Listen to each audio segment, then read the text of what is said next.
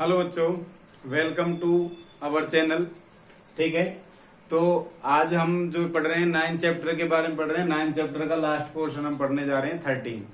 जो पिछला वीडियो था मैंने उसमें नेत्र के बारे में बताया था आपको, नेत्र क्या होती है, उसके कौन कौन से भाग होते हैं।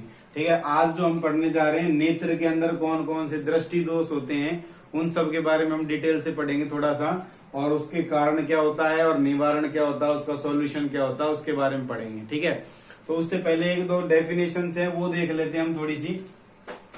सबसे पहले एक छोटी सी परिभाषा आती है, एग्जाम में पूछी गई थी, अब की बार एग्जाम में, साइंस का एग्जाम हुआ था। निकट बिंदु क्या होता है? एक दूर बिंदु होता है और एक होती है दृष्टि परास। क्या होती है बेटा? दृष्टि परास। देखो तो बेटा, आ जाओ, निकट बिंदु की बात करता हूं। निकट बिंदु, निकट मतलब पास और दूर मतलब दूर। तो आंख से, अब तुम देखा होगा कि आंख की भी एक क्या होती है, क्षमता होती है किसी चीज को देखने की, पावर। ठीक है ना? तो निकट बिंदु होता है कि नेत्र से वह न्यूनतम दूरी, मतलब हमारी जो आंख है उससे वह न्यूनतम दूरी जहां तक हमारी जो आंख है वो बिना किसी तकलीफ के, बिना किसी दिक्कत के देख सकती है आसानी से। हमारी आंखों की पुतली को ना फैलाना पड़े, ना सिकुड़ना पड़े, मतलब नॉर्मली हम जितनी दूर हमारी आंख से देख सकते हैं वो न्यूनतम दूरी क्या कहलाती है बेटा? निकट बिंदु कहलाती है नेत्र का। तो क्वेश्चन पूछ जाता है नेत्र का निकट बिंदु क्या होता है? तो वह न्यूनतम दूरी नेत्र से जहां तक हम किसी वस्तु को आसानी से देख सके उसको बोलते हैं नेत्र मतलब निकट बिंदु नेत्र का। और जो कितना माना गया है साइंटिफिक, 25 सेंटीमीटर माना गया है। कितना माना गया है? 25 सेंटीमीटर बताया है। जो नॉर्मल बताया कि नॉर्मल हमारी आंखों से हम पास की जो वस्तु है 25 सेंटीमीटर तक की वस्तु को हम आसानी से देख सकते हैं। दूर की जो वस्तु होंगी उसको देखने में थोड़ा सा हमको दिक्कत, फिर आंखों को फैलाना पड़ेगा पुतली वगैरह को, इसलिए निकट बिंदु कितना होता है? 25। समझ में आई? दूर बिंदु की बात कर तो दूर बिंदु की भी वही परिभाषा होती है सेम, कि हमारी नेत्र से वह अधिकतम दूरी है। न्यूनतम दूरी थी या अधिकतम दूरी थी? तो अधिकतम दूरी जहां तक हमारी आंख बिना किसी दिक्कत के देख सकती हो, जितनी ज्यादा दूर तक हम आसानी से देख सकते हैं उसको बोलते हैं दूर बिंदु। अब दूर बिंदु कोई फिक्स नहीं होता, क्योंकि दूर बिंदु सभी व्यक्तियों का अलग अलग होता है। इसलिए दूर बिंदु क्या होता है? किसी वस्तु का नेत्र का, हमारे का जो दूर बिंदु होता है वो माना जाता है बेटा अनंत। क्या माना जाता है? अनंत। समझ में आई? तो दूर बिंदु क्या होता है? किसी नेत्र से वह अधिकतम दूरी जहां तक वस्तु को आसानी से देखा जा सके उसे बोलते हैं दूर बिंदु। और जो सामान्य मनुष्य होता है उसका दूर बिंदु कितना माना जाता है बेटा? अनंत माना जाता है। क्लियर बात? अब बात करते हैं दृष्टि परास। परास, दृष्टि परास, देखने की परास, कितनी दूरी तक। तो निकट बिंदु और दूर बिंदु के बीच की जितनी दूरी है उसको तो हम आसानी से देख सकते हैं ना भाई। हम इन्फिनिटी यहां तक देख सकते हैं और यहाँ 25 सेंटीमीटर से देख सकते हैं। तो ये वाली जो दूरी है ये निकट बिंदु हमारा, ये दूर बिंदु है। तो निकट बिंदु और दूर बिंदु के बीच की जो परास होती है उसको बोलते हैं हम बेटा दृष्टि परास। समझ में आ गई? दृष्टि परास कितनी होती है? 25 सेंटीमीटर से लेके अनंत के बीच की जो डिस्टेंस होती है उसको बोला जाता है क्या? दृष्टि परास। क्लियर बेटा बात? तो ये छोटी सी 2-3 डेफिनेशन थी, ये पढ़ ली हमने। अब बात करते हैं हम, जो हमारा मेन टॉपिक है उस पे चलते हैं, दृष्टि दोष के बारे में। तो हमारी जो नेत्र होती हैं उनके अंदर 4-5 प्रकार के दृष्टि दोष होते हैं। पहला होता है निकट दृष्टि दोष, दूसरा होता है दूर दृष्टि दोष, यही ज्यादा इंपॉर्टेंट है। एक होता है जरा दृष्टि दोष,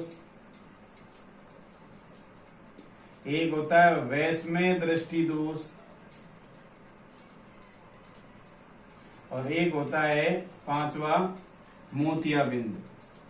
इसका नाम तो तुमने आसानी से सुना होगा, मोतिया बिंदु भी बोलते हैं, मोतिया बिंद भी बोला जाता है जिसको। ये 5 प्रकार के दोष हमारी आंखों में होते हैं। तो इन सब के बारे में पढ़ते हैं। केवल हमको 3 बातें याद रखनी है बस, एग्जाम में केवल इतना पूछा जाता है। देखो वैसे तो इसके डायग्राम भी हैं, डायग्राम में तुमको नहीं बना रहा, वो तुमको मैं नोट्स में सेंड कर दूंगा। ठीक है, तो मैं केवल बता रहा हूं जो हमारे एग्जाम की दृष्टि से इंपॉर्टेंट है, मैं वही चीज बता रहा हूँ, फालतू की चीजें नहीं बता रहा। ठीक है ना, फालतू की चीज तो बहुत है बुक में, लेकिन जो हमारे काम की है वो क्या पूछी जाती है, केवल इतना पूछा जाता है कि दृष्टि दोष होता क्या है, ये इसका कारण क्या होता है और इसका निवारण क्या होता है। बस 3 लाइन की बात होती है, दोष क्या है, उसका कारण क्या है और उसका निवारण। क्लियर बेटा? तो हम एक एक दोष के बारे में पढ़ते हैं। तो सबसे पहले हम बात करते हैं निकट दृष्टि दोष। अब थोड़ा सा अलग होता है इसमें, मतलब जो दोष है उससे विपरीत होता है, ऐसे ध्यान रखना तुमको। निकट लिख रखा था, इसका मतलब ये नहीं कि निकट की वस्तु में दिक्कत आएगी, नहीं। निकट दृष्टि दोष में क्या होता है बेटा, तो मैं मिटा देता हूं इनको सबको, एक एक के बारे में बता देता हूं। निकट दृष्टि दोष,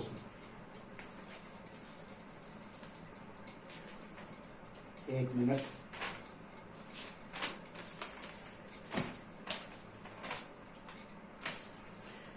देखो निकट दृष्टि दोष क्या होता है, पहले ये लिख रहा हूं, फिर कारण लिखूंगा, फिर निवारण लिखूंगा। तो निकट दृष्टि दोष होता है, इस दोष में व्यक्ति को पास की वस्तु दिखाई देती है, परंतु दूर की वस्तु स्पष्ट दिखाई नहीं देती है। समझ गए? उल्टा है ना, निकट में हमको दूर की वस्तु दिखाई नहीं देगी और दूर में हमको निकट की वस्तु नहीं दिखाई देगी। तो निकट दृष्टि दोष क्या है, इसका सवाल का आंसर ये है कि इस दोष में व्यक्ति को पास की वस्तु तो दिखाई देती है परंतु दूर की वस्तु स्पष्ट दिखाई नहीं देती है, उस दोष को बोला जाता है निकट दृष्टि दोष। कारण क्या होता है इसका, ठीक है, तो इसका जो कारण होता है वो होता है कि हमारी जो नेत्र लेंस है, नेत्र का भी मैंने लेंस बताया था तुमको, लेंस की जो त्रिज्या होती है, कौन सी, वक्रता त्रिज्या, लेंस पढ़ाया था तो मैंने वक्रता त्रिज्या और वक्रता दूरी बताई थी ना, वक्रता त्रिज्या और वक्रता केंद्र वगैरह पर समझाया था तुमको। तो लेंस की जो वक्रता त्रिज्या होती है, वक्रता त्रिज्या क्या होती है, बढ़ जाती है। समझ में आया? तो निकट दृष्टि दोष का प्रमुख कारण क्या होता है कि नेत्र लेंस की वक्रता त्रिज्या बढ़ जाती है, जिससे जो प्रतिबिंब है वो रेटिना से ना बन के रेटिना से पहले ही बन जाता है। समझ में आई बात? तो रेटिना से पहले बनेगा तो कैसे काम चलेगा, जब तक मैंने बताया था तुमको पिछली वीडियो में कि रेटिना पे जब तक प्रतिबिंब नहीं बनेगा तब तक कोई वस्तु हमको दिखाई नहीं देगी।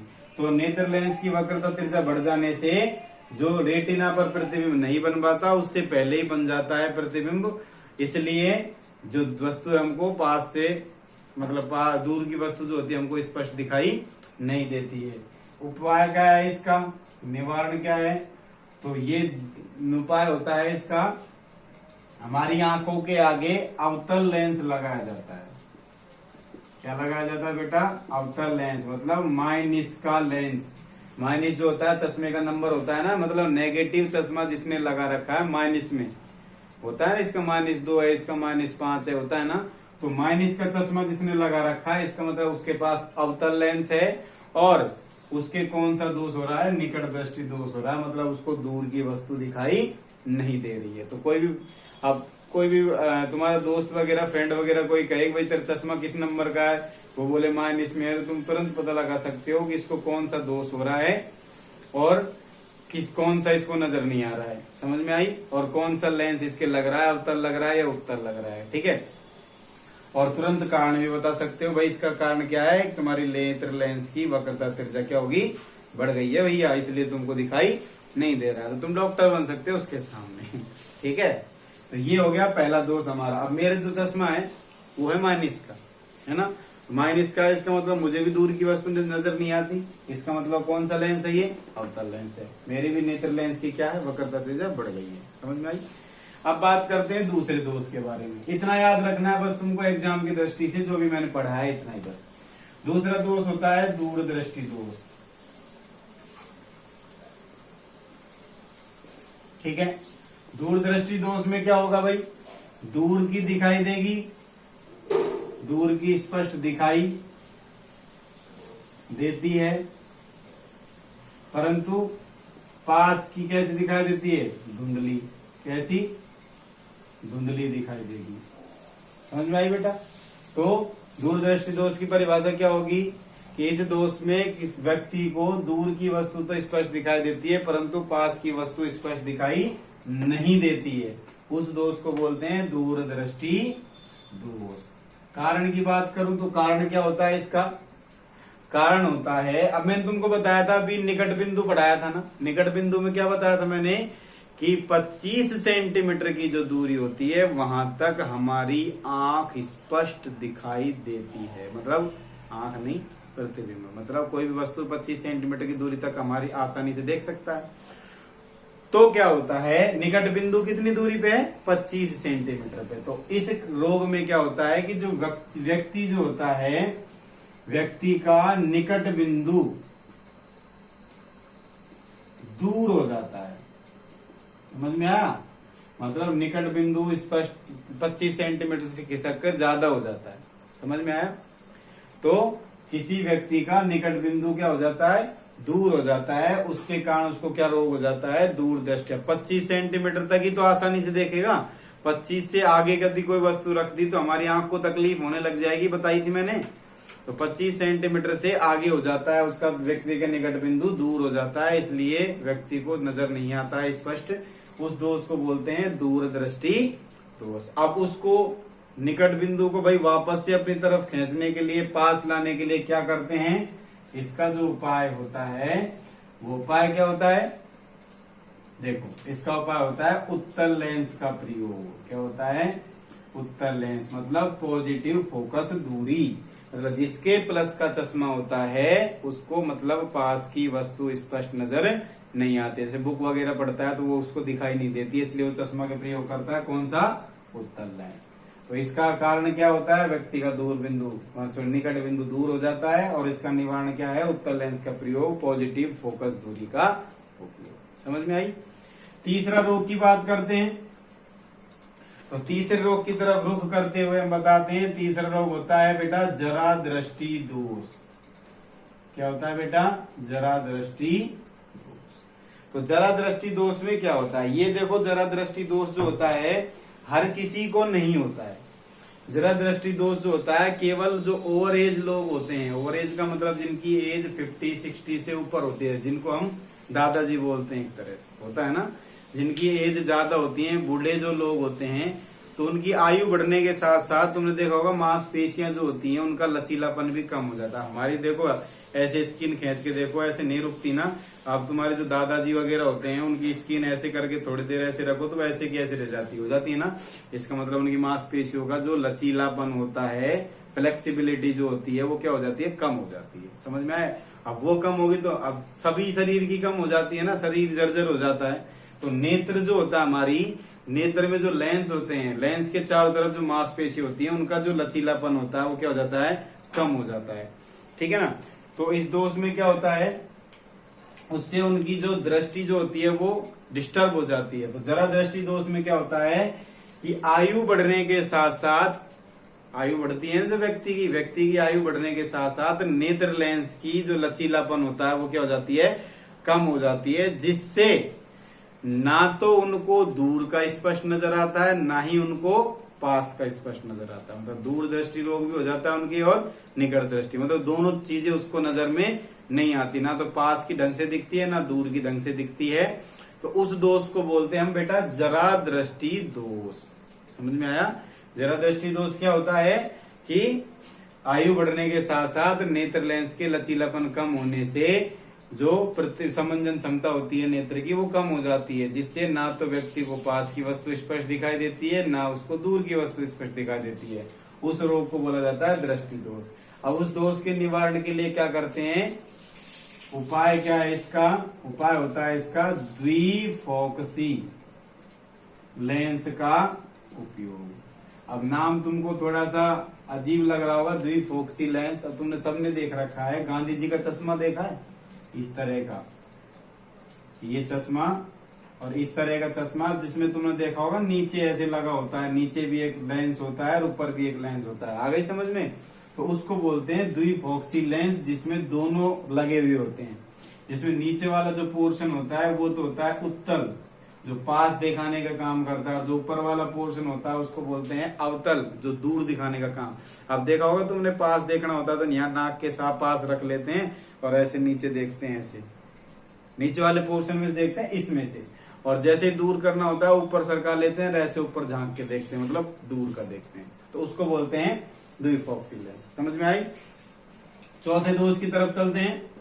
चौथा जो दोष है वो होता है बेटा वैषम्य दृष्टि दोष। कौन सा होता है? वैषम्य दृष्टि दोष। ये तो बहुत ही बुजुर्ग जो लोग होते हैं उनके होता है, जैसे जिसकी 90 से अबव 100 से अबव एज हो जाती है उनको होता है। इस दोष में कुछ नहीं, वही होता है, रीजन तो सीधा सा वही होता है, लेंस की जो क्षमता होती है वो खत्म हो जाती है देखने की, और लेंस की जो मैंने बताया था ना, लेंस को दबाव देके मांसपेशियां एक जगह पर फिक्स रखती हैं, तो वो मांसपेशियां जब ढीली हो जाएंगी, किसी चीज को एकदम मजबूती से पकड़ के रखें। अब जैसे ये पेन मैंने मजबूती से पकड़ के रख रखा है, अब जैसे मेरे हाथ की मांसपेशियां ढीली हो जाएंगी तो पेन आसानी से निकाल सकता हूं ना मैं।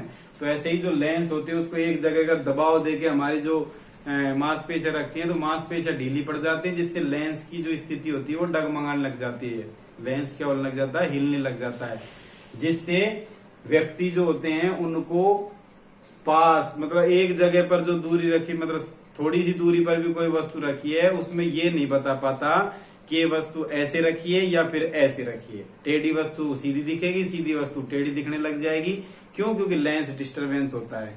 तो जरा दृष्टि वैषम्य दृष्टि दोष में क्या होता है कि आयु बढ़ने के साथ साथ मांसपेशियों का लचीलापन कम हो जाने से ना तो उसको समान दूरी पर रखी वस्तु, क्षैतिज वस्तु या ऊर्ध्वाधर वस्तु जो होती है वो सही तरह से नजर नहीं आती, उस दृष्टि दोष को बोलते हैं वैषम्य दृष्टि दोष। और इसका उपाय जो होता है वो होता है बेलनाकार लेंस।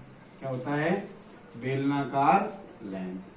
समझ में आई? बेलनाकार लेंस तुमने देखा होगा, ये रोग बहुत कम होता है लोगों में, इसलिए तुमने देखा होगा पिक्चरों में वो एक गोल गोल सा होता था, उसको ऐसे लगा के देखते थे, एक साइड से चश्मा बेल सी बंधी हुई होती थी, गले में चैन सी, उसको बोलते हैं बेलनाकार लेंस। क्लियर है? तो ये हमारे 4 दोष हो गए। अब जो मेन जो दोष थे हमारे निकट दृष्टि दूरदृष्टि थे, इनको कोई नहीं पूछता। ठीक है, अब लास्ट और फाइनल जो है हमारा सबसे इंपॉर्टेंट वो है मोतिया बिंदु। क्या होता है? मोतिया बिंदु। मोतिया बिंदु क्या होता है? मोतिया बिंदु होता है कि जो हमारा लेंस होता है ना, लेंस के ऊपर एक डार्क सर्किल बन जाता है, धब्बा बन जाता है। ठीक है ना? जिससे क्या होता है कि जो हमारा लेंस होता है वो प्रकाश की किरणों को प्रतिबिंब नहीं बना पाता अंदर। कैसे समझाऊं? अब मैंने तुमको बताई थी, ये हमारी क्या होती है, देखो ये पुतली होती है, पुतली नहीं परितारिका होती है, ये होती है ना, और इसमें छोटा सा छिद्र होता है ये, जिसको हम क्या बोलते थे, पुतली बोलते थे ना। अब इसमें से ही धोके जाती है लाइट अंदर। अब ये छोटा सा ही तो पार्ट है, इसमें से जाएगी तो छोटे से पार्ट पे लेंस पे पड़ेंगे इस जगह पर। अब जैसे ये लेंस है, समझो ये मेरा, और इसमें से इस पार्ट पे मान लो प्रकाश की किरण पड़ रही है जो मैंने ब्लैक बनाया है। अब इसके ऊपर मान लो कोई घाव हो गया ये, अब यहां से प्रकाश किरण इस घाव से अंदर नहीं जा पाएंगी, अंदर नहीं जा पाएंगी तो टकरा कर वापिस आ जाएंगी। तो जब वापिस आ जाएगी यहीं से ही इधर, तो कौन सा होगा? परावर्तन हो जाएगा ना, अपवर्तन नहीं होगा ना। अपवर्तन तो कब होगा? जब प्रकाश की किरण वापस कहाँ जाएगी? अंदर जाएगी। तो यहाँ पर अंदर नहीं जा पा रही, इसलिए प्रकाश की किरणों को ये अपवर्तन करने की बजाय वापस क्या कर देता है? परावर्तित कर देता है, यहीं से ही लौटा देता है। मतलब इसके ऊपर डार्क सर्किल बन जाता है, घाव बन जाता है एक तरह से ब्लैक ब्लैक का, जिसको हिंदी में फूला बोलते हैं, साधारण भाषा में बोलते हैं भाई तेरी आंख में फूला पड़ गया। मोतिया बिंदु होता है एक तरह से। तो जैसे ही प्रकाश किरण आती है तो जिस जगह पर ये प्रकाश किरणें पड़ती है वहां पर क्या बन जाता है? दिक्कत आ जाती है। दिक्कत आने से प्रकाश किरणें वापस क्या हो जाती हैं? परावर्तित हो जाती है यहीं से। अब जब अंदर नहीं जाएंगी आंख पे और रेटिना पे जब तक नहीं पड़ेगी, जब तक उसकी इमेज नहीं बनेगी, तो व्यक्ति को कुछ भी नजर नहीं आता है। तो इस दोष को बोला जाता है मोतिया बिंदु। क्या बोला जाता है बेटा?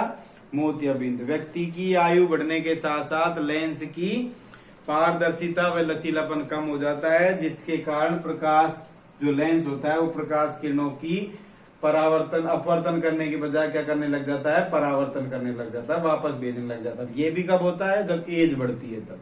निकट दृष्टि, दूर दृष्टि कभी भी हो सकते हैं, जबकि ये तीनों दोष अधिकतर कब होते हैं, एज बढ़ने के साथ साथ होते हैं। वैसे होने को तो किसी को कुछ भी कभी भी हो सकता है, इसलिए कि तीनों जो रोग होते हैं, कौन सा, जरा दृष्टि, वैश्म दृष्टि, मोतिया बिंदु जो होते हैं वो एज बढ़ने के साथ साथ होते हैं। चलो थोड़ा आगे देखते हैं इसके बारे में। तो जैसे ही इसके ऊपर प्रकाश की किरणें पड़ी तो ये वापस प्रकाश किरणों को बाहर भेज देता है। जब तक अंदर नहीं जाएगी रेटिना पे नहीं बनेगी, प्रतिबिंब नहीं बनेगा और दिखेगा नहीं कोई चीज। ठीक है, तो इसके निवारण के लिए क्या करते हैं, अब इसके निवारण के लिए पहले के टाइम पे क्या करते थे, पहले इस लेंस के आगे से इसका जो घाव है इसको सही किया जाता था। ठीक है ना, और सही करने के बाद में जो बूढ़े लोग होते थे उनको चश्मा दिया जाता था ब्लैक कलर का, देखा होगा तुमने, बूढ़े बड़े होते हैं जिनको लगाने का, जो काला कलर का चश्मा लगाया जाता था, जिससे कि प्रकाश किरणें आए तो ब्लैक कलर जो होता है वो प्रकाश की किरणों को अपने अंदर ही समेट लेता है, अंदर नहीं जाने देता है। जब भी तो सर्दियों में काले कपड़े पहनने के लिए बोले जाते हैं, क्योंकि काला कलर जो होता है वो प्रकाश की किरणों को अपने अंदर ही समा लेता है, बाहर नहीं जाने देता है। तो ब्लैक चश्मा लगा देते हैं आंख के आगे, तो चश्मा जो होता है प्रकाश की किरणों को वहीं रोक लेता है, तो हमारी आंखों में कम आने देता है। तो जब तक ये घाव सही नहीं होता तब तक, तो ज्यादा घाव आए, ज्यादा प्रकाश किरण पड़ेगी तो ये घाव फिर से खराब हो जाएगा। ठीक है ना, लेंस खराब हो जाएगा, इसलिए क्या करते हैं, काला चश्मा लगाया जाता है। ये तो था पहले। और आजकल क्या करते हैं, ऑपरेशन करके आधुनिक लेंस लगा देते हैं। आधुनिक लेंस मतलब अत्याधुनिक लेंस जो अब चल रहे हैं उसको बोला जाता है इंट्रा ओक्यूलर लेंस बोला जाता है। इस लेंस को क्या कर देते हैं, ये जो जिसपे मोतिया बिंदु हुआ उस लेंस को तो हटा देते हैं और उसकी जगह पर आधुनिक जो लेंस होते हैं इंट्रा ओक्यूलर लेंस जिसको बोला जाता है वो क्या कर देते हैं, लगा देते हैं। समझ में आई, जिससे मोतिया बिंदु का इलाज हो जाता है। समझ में आया। तो ये हमारे आज 5 दृष्टि दोष पढ़ाई मैंने, निकट दूर दृष्टि दोष, वैश्म दृष्टि दोष, जरा दृष्टि दोष और मोतिया बिंदु। ठीक है ना, ये सारे इंपॉर्टेंट नहीं है, मेन तो 2 ही हैं, निकट दृष्टि, दूर दृष्टि, उनके बारे में एग्जाम में क्वेश्चन पूछा जाता है। वैसे देखा जाए तो हमारा आज ये चैप्टर खत्म हो गया, 9 चैप्टर जो हमने 13 पार्टों के अंदर फिनिश कर लिया। ठीक है, अब एक पार्ट हो सकता है मैं बना भी दूं, नहीं भी बनाऊं। क्वेश्चंस हैं उसमें जो न्यूमेरिकल है तुम्हारी बुक में, तुम करना चाहते हो तो तुम आराम से अपनी बुक लेके कर सकते हो, उसमें से कर लोगे तो बढ़िया रहेगा। अगर किसी को, बच्चों को कोई भी दिक्कत आती है तो वो तुम मुझसे पूछ सकते हो। ठीक है ना, तो देखता हूं मैं, अगर बना दूंगा, हो सकता है बना भी दूं, नहीं तो कोई नेक्स्ट चैप्टर स्टार्ट करेंगे अपन। तो आज हमने बहुत दिनों के बाद में, बहुत पार्ट हो गए, 13 पार्ट हो गए, 13 दिन हो गए, तो ये चैप्टर फिनिश कर लिया है। चैप्टर 9 नेत्र दृष्टि दोष व उसके उपाय। ठीक है ना, तो सारे पोर्शन पढ़ा दिए मैंने। सबसे पहले हमने क्या पढ़ा था, प्रकाश का परावर्तन पढ़ा था, उसके नियम पढ़े थे। नियम पढ़ने के बाद में क्या, दर्पण के बारे में पढ़े थे, दोनों दर्पण पढ़े थे, दोनों दर्पण के उपयोग वगैरह, उनके इमेजेस वगैरह पढ़े थे। फिर दर्पण सूत्र पढ़ा था, उसके क्वेश्चंस पढ़े थे। फिर हम आए थे अपवर्तन पे, अपवर्तन क्या होता है उसके नियम पढ़े थे, और डेली लाइफ में जो अपवर्तन के जो उदाहरण थे वो पढ़े थे। फिर लेंस पे आए थे, लेंस के प्रकार, उस पे बनने वाली इमेज पढ़ी थी। फिर लेंस सूत्र पढ़ा था, लेंस सूत्र के ऊपर क्वेश्चंस बताए थे मैंने तुमको। तब जाके हम किस पे आए, नेत्र के ऊपर आए। नेत्र के भाग कौन कौन से थे उसके पढ़ाए थे, और नेत्र दृष्टि दोष क्या होता है वो पढ़ाए। क्लियर है बेटा बात। तो आज हमारा जो चैप्टर है 9 वो खत्म हो गया है। ठीक है ना, तो इसको ढंग से दोबारा से सारी वीडियो को एक बार दोबारा से देखना। थोड़ी मिस्टेक हो गई थी, 9 चैप्टर जो था मेरे से गलती से डिलीट हो गया था, इसलिए उसकी मैंने केवल जो चैप्टर था उसके नोट्स है उनकी वीडियो बना के भेजी। इतना इम्पोर्टेंट नहीं था, वैसे तुमने पढ़ लिया। वो दर्पण के अंदर जो परिभाषाएं थी वैसा ही था, उसके अंदर भी लेंस की परिभाषाएं जो महत्वपूर्ण थी वो। ठीक है बेटा, तो आई होप तुम समझ गए होंगे मेरी भावनाओं को। ठीक है, तो आज हमने चैप्टर खत्म कर लिया है, तो आगे हम नेक्स्ट चैप्टर में मिलते हैं। ठीक है ना, तब तक के लिए एंजॉय करो, मस्त रहो, बिंदास रहो, झक्कास रहो। ठीक है बेटा, बाय बाय।